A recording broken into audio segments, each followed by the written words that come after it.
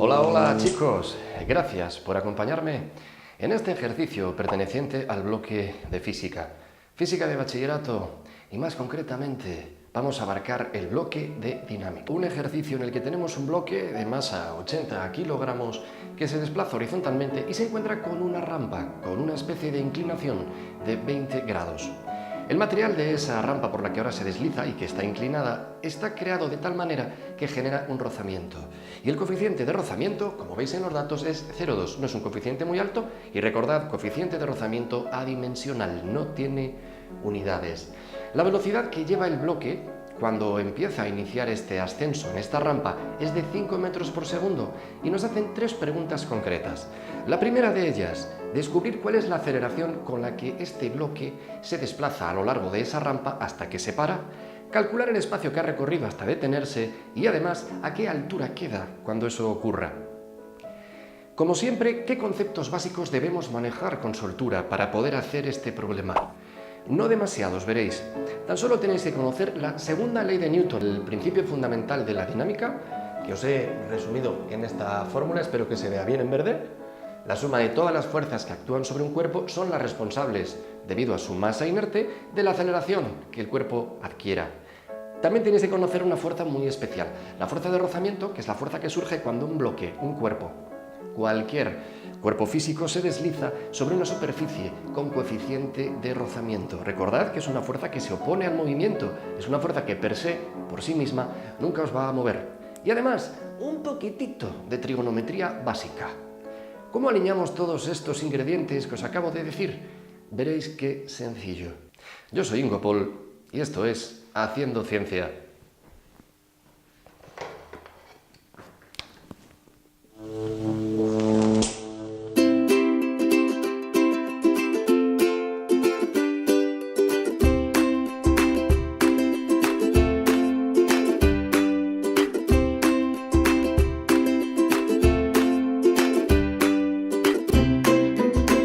Haciendo Ciencia. Física. Tras la lectura atenta del enunciado, vamos a hacer un esquema de la situación. Es un esquema aproximativo, pero veréis cómo van a aparecer aquí los responsables de que la aceleración sea la que calculemos finalmente. Pintemos una fuerza que actúa siempre. Esa fuerza es el peso. En este esquema voy a aprovechar y voy a dibujaros el peso. El peso es esta fuerza. Es una fuerza que siempre es perpendicular a la línea de tierra, perpendicular a esta línea imaginaria que ahora os estoy pintando. Así que si es perpendicular, la tendríamos que pintar formando 90 grados. Así que yo pinto el peso, ¿lo veis? Aquí tenemos el peso del cuerpo. Voy a apartar esto, que solo me interesaba para que vieseis cómo lo ponía. Este es el peso, pero fijaos en lo siguiente. El bloque se desliza, tiene una velocidad inicial de 5 metros por segundo, pero no hay ninguna fuerza que actúe sobre él. Ahora, este bloque, que tiene su peso, por estar inclinado va a ver cómo ese peso, que es una magnitud vectorial, es una fuerza, se descompone en parte en el eje vertical y en otra parte en el eje horizontal. El dibujo es extremadamente sencillo. Se trata de que logréis dibujar aquí un rectángulo. Y rectángulo es rectángulo. Lado es igual es 2 a 2 y la suma de los 4 ángulos internos es de 360 grados y todos los ángulos internos son de 90.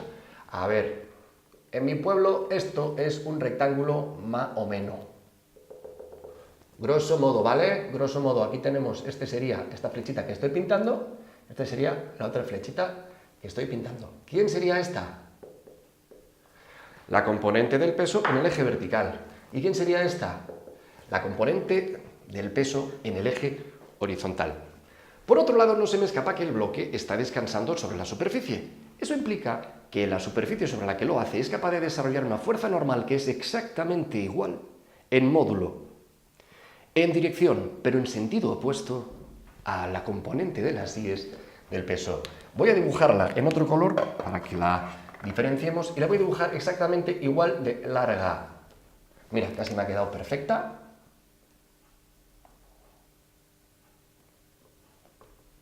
Esa es la fuerza normal. Muy importante, que la pintéis con la misma aproximadamente. Tampoco os van a pillar un pie de rey o un calibre para ver si lo habéis hecho así, pero es interesante que en el propio dibujo estéis clarificando todos los conceptos que entendéis del problema. ¿Qué sucede con el eje de las X?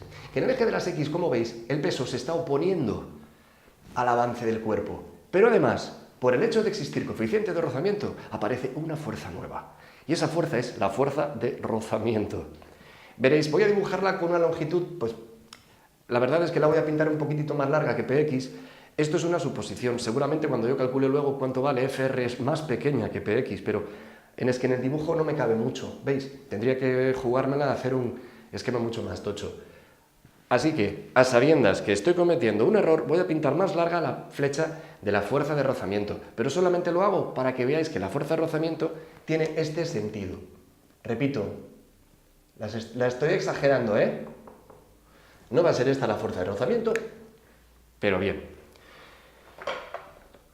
Vamos a ir desmenuzando cada uno de ellos y vamos a recordar que cuando nosotros tenemos las fuerzas y están formando un ángulo, podemos descomponerlas recurriendo a la trigonometría. Este ángulo interno de aquí son 20 grados. Mirad, si os fijáis, si lo veis bien, vamos a hacer un poco de zoom.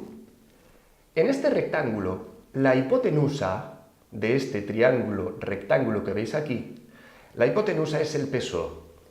P sub i viene a ser el cateto contiguo al ángulo porque es el que está tocando el ángulo. Y px, que lo veis aquí, viene a ser el cateto opuesto. ¿Cuáles eran las razones trigonométricas que relacionaban al cateto opuesto con la hipotenusa?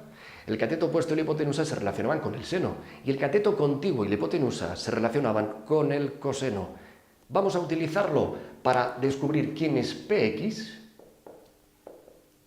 quién es Pi, y después, quién es la fuerza normal. Si veis, la normal y Pi son iguales. Así que ya podemos deducir que la fuerza normal es exactamente igual que P sub i. ¿Pero qué es Px? Es P, la hipotenusa de este, por el cateto opuesto. Px es P por el seno de, 20 grados. Estas son las dimensiones con las que trabajamos. Y P sub i es P, pero por el coseno de 20 grados. Si recordamos, el peso es una fuerza muy especial. Es el resultado de multiplicar la masa del cuerpo por la gravedad que existe, la intensidad del campo gravitatorio, en el lugar que estéis considerando. Vamos a tomar 9,8. No nos vamos a complicar y vamos a tomar que G es 9,8 metros segundo al cuadrado.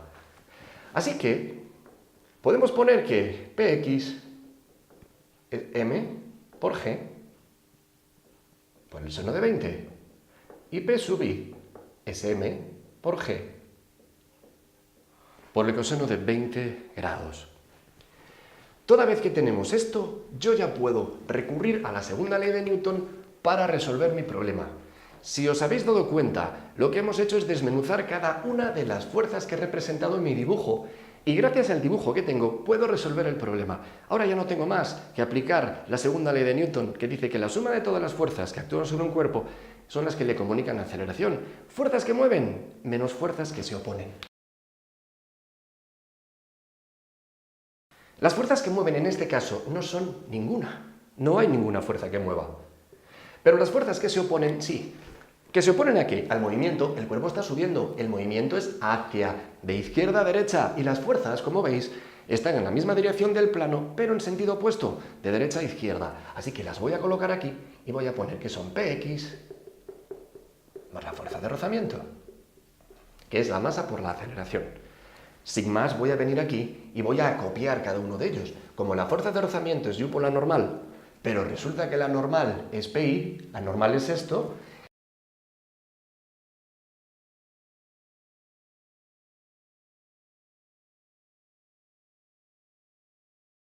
Ya sabemos que la aceleración es negativa.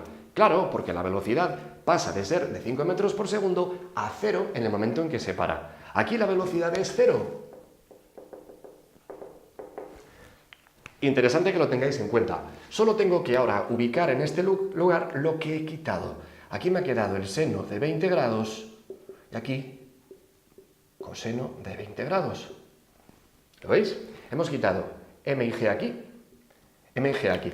Por lo tanto, me queda el seno de 20 aquí dentro, ñu por el coseno de 20 aquí dentro. Y ojo, porque esto es lo más divertido de todo. Se han marchado las masas. Y nunca me quedo tranquilo si no le saco todo el provecho a la expresión que hemos calculado. La aceleración depende de las magnitudes que veis aquí. La aceleración con la que cualquier bloque que negocie una rampa de 20 grados dependerá no de la masa del bloque, porque veis que la magnitud masa no aparece en la expresión que nos permite calcular la aceleración. Sorprendentemente, me da lo mismo que la masa sea de 80 kilos que sea de 80 gramos. El bloque va a experimentar la misma aceleración, solamente le afecta la gravedad del lugar donde estéis y el ángulo que forme la rampa con la horizontal, además del material con el que está hecha la rampa, porque como veis aparece el coeficiente de rozamiento. Tres variables: el ángulo, el coeficiente de rozamiento y la gravedad.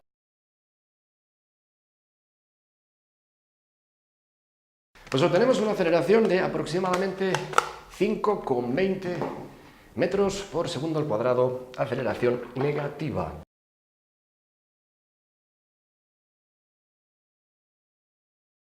Este es un dato que me pedían. 5,20 metros partido por segundo al cuadrado, y el signo negativo, como bien entendemos, me está diciendo que se opone al movimiento. Necesito un poco de espacio porque he de responder además a estas dos preguntas. Permitidmelo.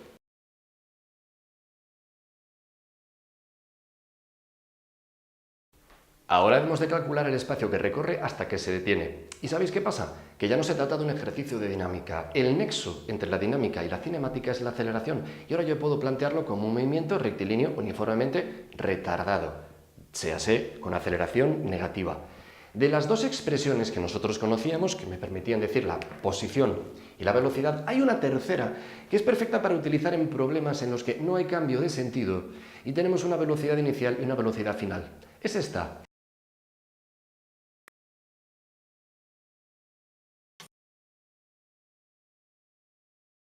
Estos son los metros que recorre en la rampa, 2,5 metros antes de detenerse. Así que ya tendríamos la respuesta. 2,40 metros son los que va a recorrer. Oye, ¿cómo calculo la altura? ¿Cómo sé yo ahora cuál es la altura que ha recorrido? Pues con trigonometría. ¿Recordáis que al inicio del problema os decía que con un poco de trigonometría básica las cosas iban a salir? Pues claro que van a salir.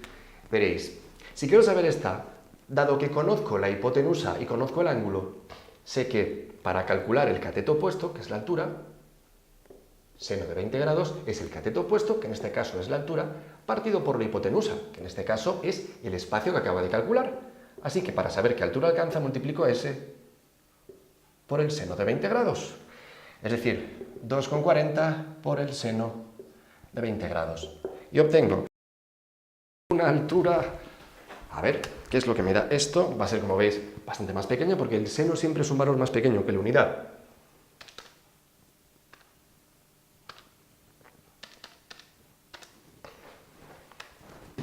No llega al metro, 82 centímetros son los que alcanza.